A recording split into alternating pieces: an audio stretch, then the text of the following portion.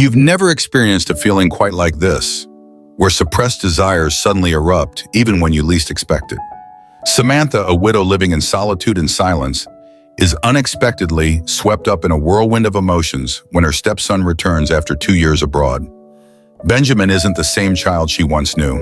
He's now a handsome, confident man, stirring feelings Samantha can no longer control. A single glance, a few words, and everything changes. One morning, things go too far. What will happen next? Before continuing the story, tell me which city you are watching from. I want to know how far this video has come. Don't forget to like and subscribe to the channel so I can send you exciting stories like this every day. I was sitting in the living room holding my coffee cup, listening to the peaceful rhythm of the rain outside. The drops hitting the window felt like a melody. These were usually the moments when my loneliness hit the hardest.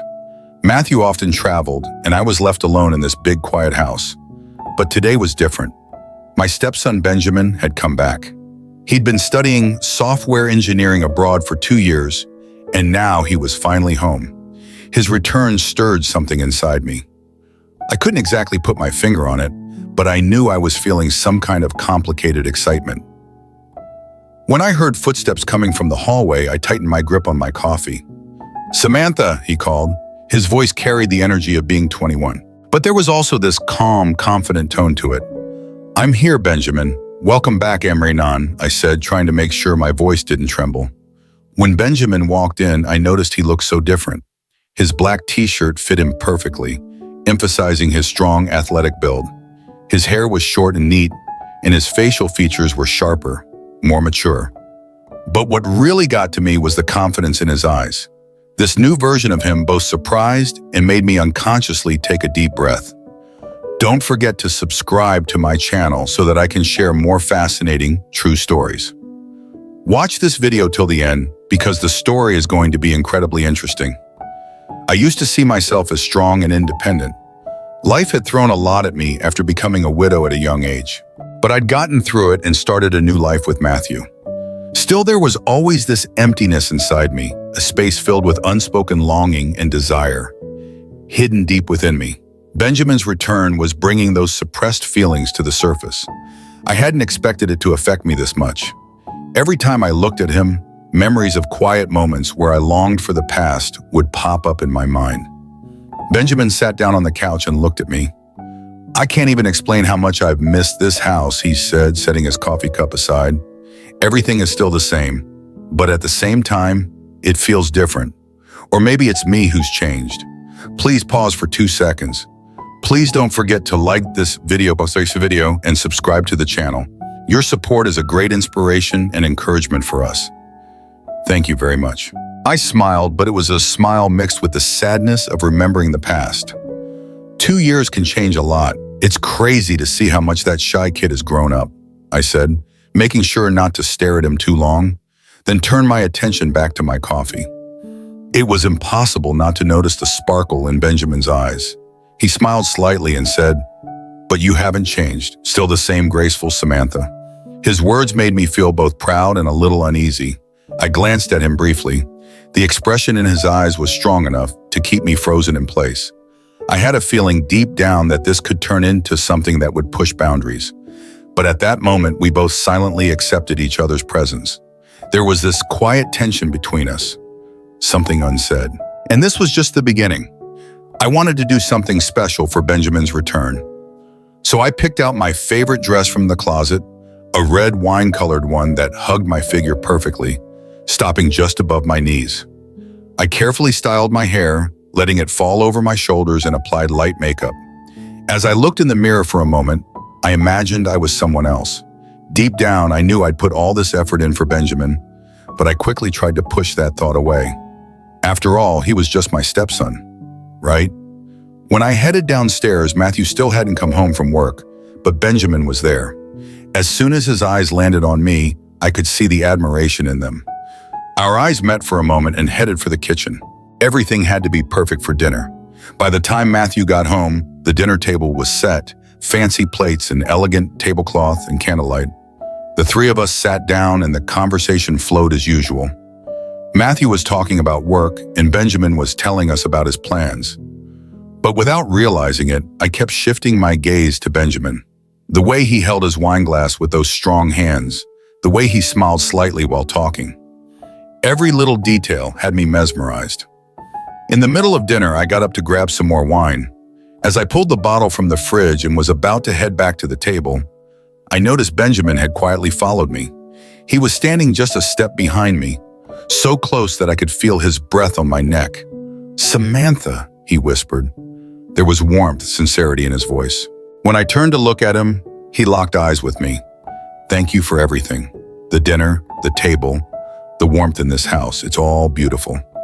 But he paused for a moment, letting his gaze travel over me. "You're even more beautiful." My heart was pounding out of my chest. I didn't know what to say, so I just stared at him, but he kept going. "The way you're so graceful and amazing, it has always affected me. I know you're married to a lucky man, but I had to say it anyway." I felt a knot form in my throat. "Benjamin, for you to say that. I guess I should just thank you," I mumbled, offering a shaky smile. Without saying anything else, I headed back to the kitchen and put the wine bottle on the table. Matthew was still talking, completely unaware of the tension building up in me. My mind was spinning. When dinner ended, Benjamin stood up to clear the wine glasses. I helped him. Matthew, absorbed in his email on his phone, didn't notice the silence between Benjamin and me. I avoided looking directly at him, but I could feel his gaze on me. After dinner, everyone went to their rooms. Matthew stayed focused on his work for a while, and I found myself alone in my thoughts. Benjamin's words kept echoing in my head. "You're even more beautiful." How could something so simple affect me this much? I couldn't sleep that night.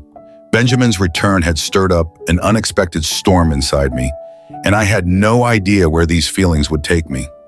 When I slowly opened my eyes the next morning, sunlight was filtering through the curtains, filling the room. I noticed Matthew was already gone. The other side of the bed was empty. For a brief moment, I felt a sense of relief. I needed to focus on my daily routine, but Benjamin's words from last night just wouldn't leave my mind. As I got out of bed, my robe slipped off my shoulders a little. When I looked at myself in the mirror, I saw myself in a way I hadn't in a long time. I still felt attractive, maybe even more than Matthew had noticed in years. As I fixed my hair with my fingers, I noticed the slight sparkle in my eyes in the mirror. I paused for a moment, wondering, what am I doing? Why do I feel this way? As I turned toward my closet to pick out my clothes, I noticed the door was slightly ajar. At first, I didn't think much of it, but then something caught my attention. I realized Benjamin was standing there watching me. For a few seconds, neither of us moved.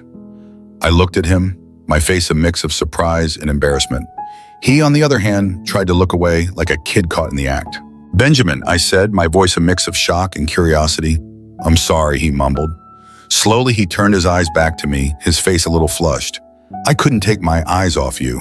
It was really unintentional." Despite the weight of the moment, I couldn't stop myself from smiling. I knew he could feel the warmth in my gaze. "Don't be so embarrassed," I said, giving him a small smile. "Matthew's already gone. It's just you and me this morning." For a moment, Benjamin's gaze was filled with hesitation. He seemed torn between whether to stay or go. That's when something inside me shifted. I realized this was completely in my control. Adding a more inviting tone to my voice, I said, "Come on, let's spend some time together. We could have breakfast, or maybe something else." As those words hung in the air, Benjamin slowly moved toward the door. There was a different kind of tension between us now, stronger than before, but it wasn't frightening. Somehow it was exciting. I could feel his eyes sliding over me as he entered the room. I had no idea what would happen, but deep down I knew this wasn't going to be an ordinary morning. Samantha, feeling that strong impulse inside her, noticed the hesitation in Benjamin's eyes. She paused for a moment, but then quickly moved toward him.